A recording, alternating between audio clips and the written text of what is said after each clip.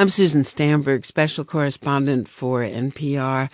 In June 1989, I met an extraordinary woman. I found her brave, dedicated, enormously strong, and she had overcome something very big and very tough.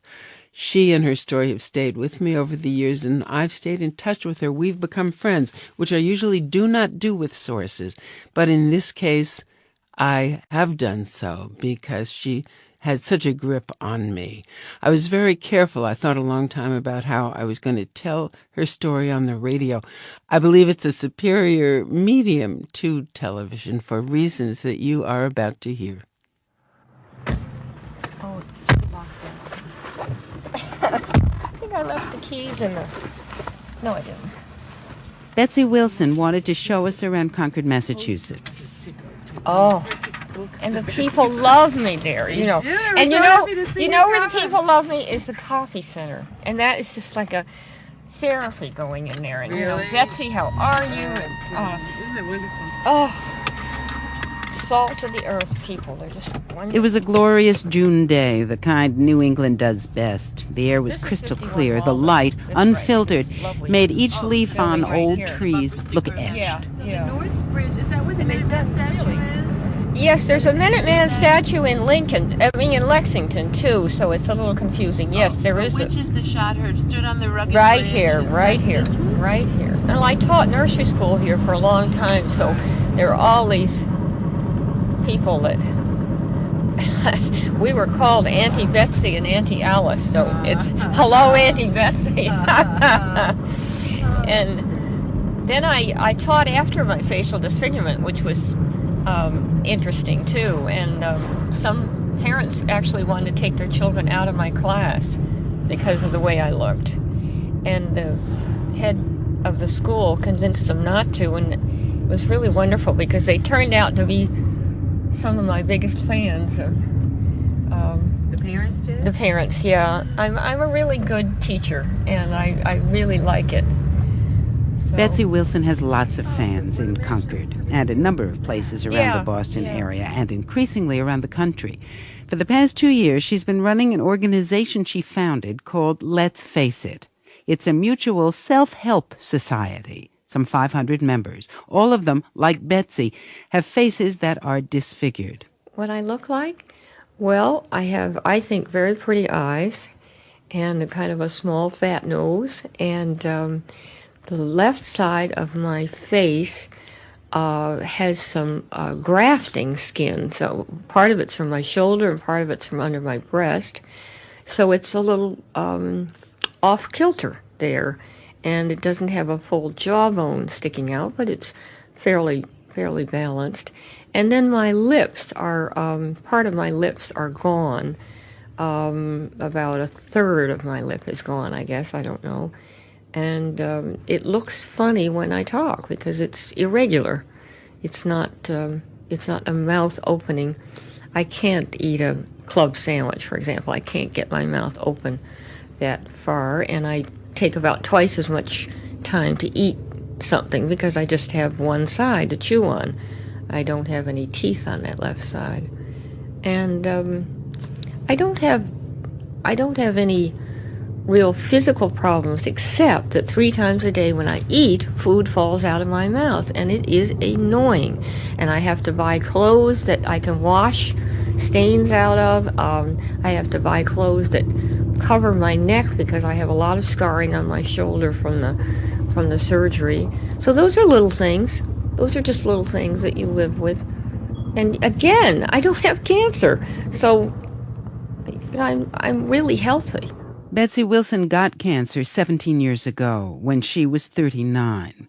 Married then with 3 children and a nursery school job, she noticed a spot on her face. I had a place on my lip and it was cancer, and a year later I had something inside my mouth and went to about 10 doctors, and people said, oh, it's not cancer. And then my jaw was all numb. And I was going to a doctor to get some stitches out of a finger that I'd cut. And I said, you know, this thing is still here. And I'll never forget it. He looked at it and he just went right to the phone. And within a week we had a biopsy, and the plan was to radiate it like the Dickens and take the jaw out. And then about a year and a half later, I got it again in my ear. And that time, I was really supposed to go. And they gave me just all the radiation they possibly could, and here I am. So this time, the second time, it was radiation, no more surgery. No more surgery. But then I've had a lot of reconstructive surgery. I've had a jaw that was, titanium mesh packed with the marrow from my hip, and I broke that eating a frozen Milky Way bar. That was nice. Oh, great. I didn't know it was frozen. Anyway, frozen Milky Way bars are bad for you, but you didn't know how bad. I know it. I have about one a year when I'm depressed. There I was. But then the next one was kind of exciting because I had a cadaver transplant of a jaw. And that was, and that's what I have now. And it's a little broken, but it's really, it fills my face out. About 500,000 people a year have facial disfigurement, either from cancer, like Betsy Wilson, or from accidents, birth defects, burns. Some of them have 6 to 8 surgeries a year to enable them to swallow, to talk. You're constantly surprised by it. You'll be walking down the street and you get stared at. What you've lost is your privacy. It's not the staring, but it's staring away from you. It's the feeling that you're being shunned because of the way you look, and you have no control over it. What are they staring at? What do you think is going on? Well, I think this is what's going on, but I don't know that this is true. I think that staring is our natural instinct to protect ourselves from danger, protect ourselves from difference. And I think our society teaches people not to stare. Mm-hmm. And again, this is what we have to teach people with facial disfigurement, because I have people that are members of Let's Face It that are angry at children staring at them and tell children to get away. And you see, the child is staring because the child thinks you hurt. So your job is to tell them that you were very sick, this is the way the doctors made you better, and you don't hurt, and have a conversation with them. And I do this at the grocery store, and the parents nearly die because they, and I'm educating the world. And that is really fun to do. I like children, and I like talking to them because they're so honest. They talk funny. I say, no, I don't talk funny. It looks like I talk funny, but I don't. And then I ask them something about themselves, and they have met a person that's different and talked to a person that's different and know, that I'm not anything scary. Betsy Wilson works with children, cancer patients especially. She does therapeutic play with them in hospitals. She also travels, talking to nurses and doctors, doing presentations at hospitals, addressing the American Society for Head and Neck Surgery. She speaks on behalf of the facially disfigured, explaining how they feel, how to help them. A lot of people think, we've got to get makeup to these people.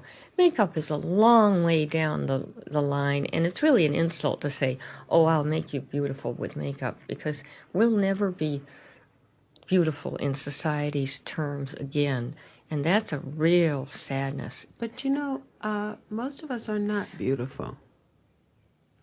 Yeah. Talking about not being beautiful in this society, most of us are not. Yeah. But you're normal. It's the abnormality that I'm talking about, I guess. And telling a person that you'll make them beautiful. I had a cosmetician tell me that he would make me beautiful. And I wanted to sock him. Because I am beautiful. You see? And what I look like on the outside isn't what I value. In a nation like ours, where physical perfection is a goal that's reinforced on every billboard and TV screen, Betsy Wilson, in her bright green sweater, her cheerful blouse, her brown bangs, and her fresh-washed face, stands up to say there is more to life than physical perfection.